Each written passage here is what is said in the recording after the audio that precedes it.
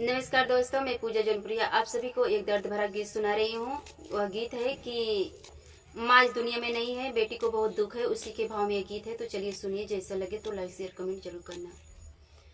फूटी गई मोर की समतिया हो, बिना माई के नई हरे। फूटी गई मोर की समतिया हो, बिना माई के नई हरे। माई जी होती त साज सजवती, माई जी होती त साज सजवती। भौजी न बांधई गठरिया हो, बिना माई के नई हरे।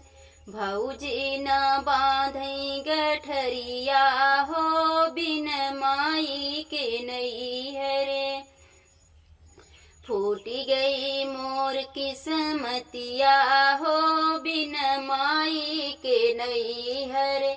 फूटी गई मोर किस्मतिया हो, बिना माई के नई हरे।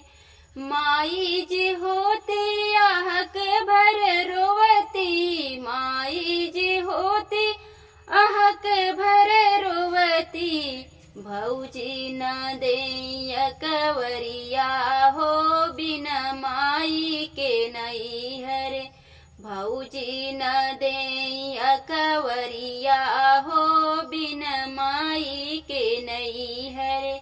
फूटी गई मोर किस्मतिया हो, बिना माई के नई हरे। फूटी गई मोर किस्मतिया हो, बिना माई के नई हरे।